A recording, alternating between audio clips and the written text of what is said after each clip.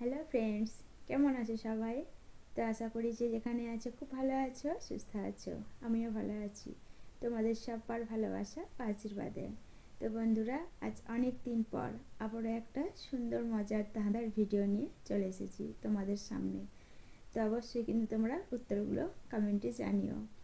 আর আজকে কিন্তু আমি 10টা ধাঁধা আর বুদ্ধির প্রশ্ন নিয়ে চলে এসেছি। অবশ্যই কিন্তু কমেন্ট উত্তরগুলো জানিও। তো চলো স্টার্ট করি। আজকের 1 নাম্বার প্রশ্ন, বলো।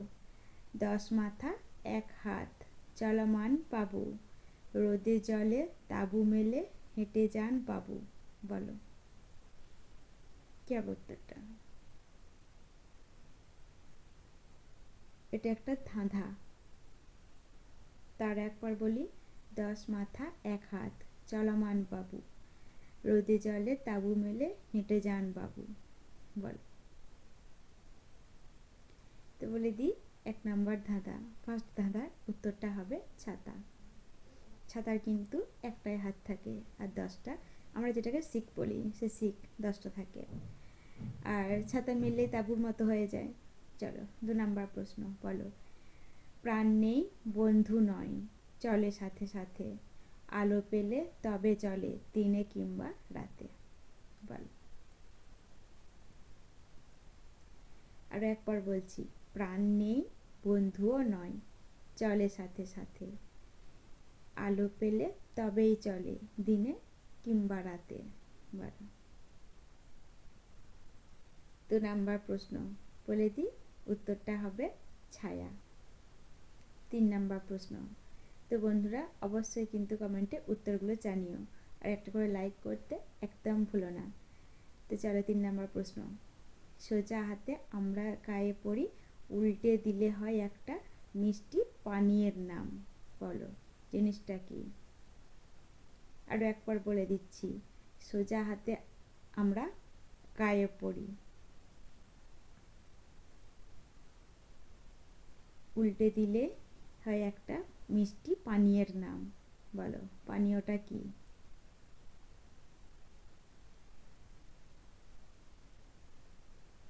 তো সোজা সোজা দিক থেকে হবে জামা, যেটা আমরা গায়ে পরি, আর উল্টে দিলে হয় মাজা, যেটা আমরা একটা মিষ্টি পানীয় হিসেবে পান করি।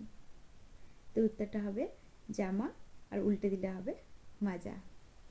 4 নাম্বার প্রশ্ন, বলো।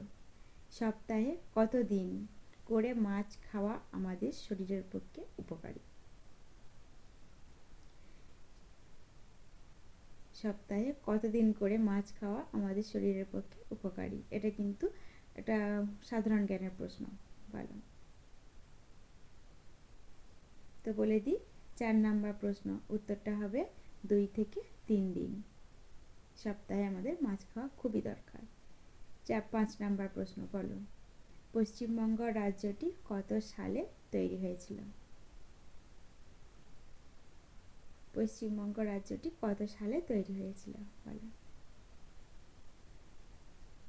বুদ্ধির প্রশ্ন, বলে দিই, উত্তরটা হবে 1950 সালে পশ্চিমবঙ্গ রাজ্যটি তৈরি হয়েছিল। 6 নাম্বার প্রশ্ন, বলো। কোন কলকে কোন ফলকে উল্টে দিলে লতিয়ে লতিয়ে চলে? কোন ফলকে উল্টে দিলে সে লতিয়ে লতিয়ে চলে? বলি।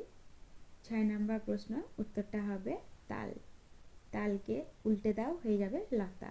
লতা লতিয়ে লতিয়ে চলে। 7 নাম্বার প্রশ্ন। তো বন্ধুরা, ভিডিওটি তোমাদের কেমন লাগলো অবশ্যই কমেন্টে জানিও, আর উত্তরগুলো তো একদম জানাতে ভুলো না। আর যদি ভালো লেগে থাকে তাহলে অবশ্যই কমেন্ট করে জানিও, আর একটা করে লাইক করে দিও। চলো 7 নাম্বার প্রশ্ন, বলি। সমুদ্রের জল থেকে কত রকমের লবণ তৈরি হয়? বলো দেখি। সমুদ্রের জল থেকে কত রকমের লবণ তৈরি হয়? বলে দিই, উত্তরটা হবে 47 রকমের লবণ তৈরি হয় সমুদ্রের জল থেকে। 8 নাম্বার প্রশ্ন, বলো। সমুদ্রের রাজা কাকে বলে? সমুদ্রের রাজা কাকে বলে? 8 নাম্বার প্রশ্ন, উত্তরটা হবে তিমি মাছকে। সমুদ্রের রাজা বলা হয় তিমি মাছকে।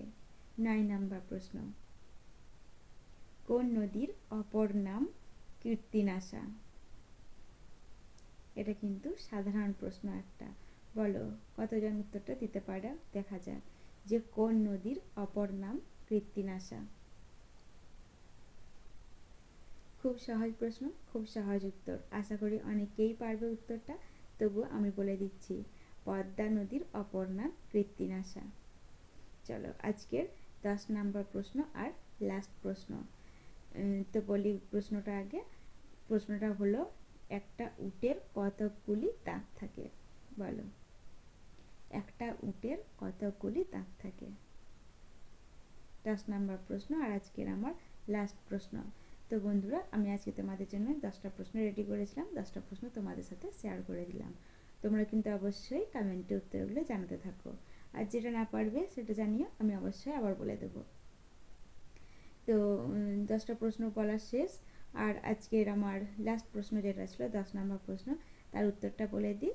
একটা উটের দাঁত থাকে 34টি।